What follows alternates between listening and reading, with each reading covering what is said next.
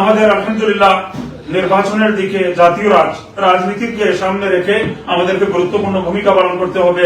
আমি জানি যে আলহামদুলিল্লাহ হযরত মাওলানা ডক্টর সোহাইব আহমদ সাহেব জমিয়তুল উলামা ইসলাম ইউকের সভাপতি, তিনি ইনশাআল্লাহ তাআলা সুনামগঞ্জ 2 আসন দিরাই শাল্লাহ আসন থেকে তিনি সম্ভাব্য জাতীয় সংসদের পদপ্রার্থী মাওলানা সৈয়দ তামিম আহমদ সাহেব মাশাআল্লাহ সুনামগঞ্জ 3 আসন জগন্নাথপুর এবং শান্তিগঞ্জ থেকে তিনি সম্ভাব্য সংসদ সদস্য পদপ্রার্থী। জনাব হাফিজ হুসাইন আহমদ সাহেব মাশাআল্লাহ বিশ্বনাথ বারাগঞ্জ ওসমানীনগর সিলেট 2 আসন থেকে তিনি সম্ভাব্য সংসদ সদস্য পদপ্রার্থী। মাওলানা নাজমুল হাসান সাহেব মাশাআল্লাহ সুনামগঞ্জ 4 আসন অর্থাৎ সুনামগঞ্জ সদর এবং বিশম্বরপুর থেকে তিনি সম্ভাব্য পদপ্রার্থী এবং মাওলানা শাহ হিফজুল করিম সাহেব সিলেট 6 আসন গোলাপগঞ্জ এবং বিয়ানীবাজার থেকে সম্ভাব্য সংসদ সদস্য পদপ্রার্থী হিসাবে তারা কিছু উদ্যোগ নিয়েছেন, পদক্ষেপ গ্রহণ করেছেন। সাথী এবং কর্মীদের কারণে তাদের প্রাথমিক পর্যায়ের যে প্রচারণা কার্যক্রম সেটা অব্যাহত রেখেছেন। ফাইনাল সিদ্ধান্ত সময়ের ব্যবধানে যা হয় তা হবে ইনশাআল্লাহ তাআলা। কিন্তু কিছু সংখ্যক তাজা একটা আবেগ যাদের মধ্যে রয়েছে এবং কর্মী যুবক যারা রয়েছেন উলামায়ে কেরাম, তাদেরকে এই ময়দান এবং ফিল্ডের জন্য তৈরি করা, মানসিকভাবে তাদেরকে প্রস্তুত করা, এটাও সময়ের অনেক বড় দাবি।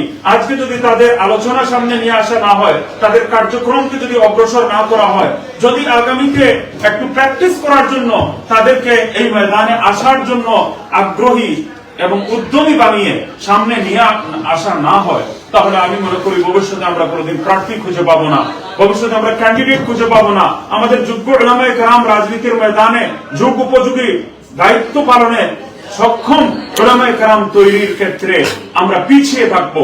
এজন্য যে সমস্ত যোগ্য, উদ্যমী, সৎ এবং যোগ্যতা সম্পন্ন উলামায়ে কেরাম, আলহামদুলিল্লাহ কর্মবীর উলামায়ে কেরাম, সংগঠক উলামায়ে কেরাম যারা এগিয়ে আসছেন, তারা আমাদের ভবিষ্যতের জন্য আশার আলো, প্রত্যাশার আলোক স্তম্ভ এবং ইনশাআল্লাহ তাআলা তাদের মাধ্যমে ভবিষ্যৎ উজ্জ্বল হবে এবং আমরা কিছু গুরুত্বপূর্ণ দায়িত্বশীল আমরা খুঁজে পাবো ইনশাআল্লাহ। আমি এই কাজের জন্য সংশ্লিষ্ট সবাইকে, দেশের এবং এই দেশের যারা আছেন সবাইকে সহযোগিতা অব্যাহত রাখার জন্য আমি বিশেষভাবে অনুরোধ করব। আজকে মূল পয়েন্টে আমি যে কথাটা বলতে চাই, মূল বিষয়, আজকে আপনারা শুনেছেন আমাদের ভাই মাওলানা নাজমুল হাসান, তিনি সুনামগঞ্জ 4 আসনে বিশ্বম্বরপুর এবং সদর দীর্ঘদিন থেকে তিনি কাজ করছেন। এলাকার সাথে তার একটা সম্পর্ক, দেশে বারবার তিনি যান এবং লন্ডনে অবস্থান করলেও তার একটা ব্যবসা প্রতিষ্ঠানে আমার বারবার যাওয়া হয়। সবসময় দেখি তিনি ফোনে কথা বলছেন দেশের এলাকার মানুষের সাথে, এলাকার সংগঠনের সাথীদের সাথে। এটা প্রমাণ করে যে তিনি এলাকার অবহেলিত, বঞ্চিত মানুষের পাশে দাঁড়ানোর জন্য তিনি সর্বোচ্চ তার যতটুকু সামর্থ্য আছে তিনি এগুলো নিয়ে তিনি কাজ করতে চান। আমরা তার সর্বাঙ্গীন সফলতা কামনা করছি। আজকে এই সভায় আমরা আরেকটি বিষয় আমাদের মুফতি সাহেবের কাছ থেকে এগুলো ইনশাআল্লাহ বিস্তারিত শুনবো। এখানে আমাদের আরো 2 জন প্রার্থী উপস্থিত, তাদের পরিচয়টা শুধু আমি বলছি। সুনামগঞ্জ 3 আসনে, জগন্নাথপুর এবং দক্ষিণ সুনামগঞ্জ খুবই আলোচিত আসন, আমরা সবাই জানি। এখানে আমাদের একজন এমপি ছিলেন জমিয়তে উলামা ইসলামের পক্ষ থেকে। সেই হিসাবে বাংলাদেশের একটা গুরুত্বপূর্ণ আসন, যেখানে ইসলামী একটা দলের প্রতিনিধিত্ব করেছেন একজন জমিয়তের প্রার্থী। সেই হিসাবে জমিয়তে উলামা ইসলামের জন্য এই আসনটা অত্যন্ত গুরুত্বপূর্ণ। এই আসনের আগামী দিনের সম্ভাব্য প্রার্থী হাফিজ মাওলানা সৈয়দ তামিম সাহেব এখানে উপস্থিত আছেন। আমরা তারও আগামী দিনে যে সময় আমাদের সামনে, আমরা তারও সর্বাঙ্গীন সফলতা কামনা করছি। তিনিও যেন কাজ আরো এগিয়ে নিয়ে যেতে পারেন এবং জগন্নাথপুর দক্ষিণ সুনামগঞ্জ মানুষের পক্ষে তিনি কাজ করতে পারেন। আর তার পাশেই বসে আছেন হাফিজ হুসাইন আহমদ বিশ্বনাথী সাহেব, বাবাই জমিয়ত আল্লামা শাইখ আশরাফ আলী বিশ্বনাথী রহমতুল্লাহি আলাইহি সুযোগ্য সাহেবজাদা, বিশ্বনাথ বারাগঞ্জ ওসমানীনগর এই এলাকা নিয়ে সিলেট 2 আসন। এই আসনটা আমাদের কাছে অত্যন্ত মর্যাদাপূর্ণ, কারণ বাবাই জমিয়ত আল্লামা আশরাফ আলী বিশ্বনাথী রহমতুল্লাহি আলাইহির জন্ম এখানে। শাহে কৌরিয়া আল্লামা আব্দুল করিম শাহে কৌরিয়া রহমতুল্লাহি আলাইহি, যিনি জমিয়তের সভাপতি হিসাবে, কায়েদে জমিয়ত হিসাবে আমাদের দেশে পরিচিত ছিলেন, তার আসন সুনামগঞ্জ এই বিশ্বনাথ বারাগঞ্জ ওসমানীনগর আসন।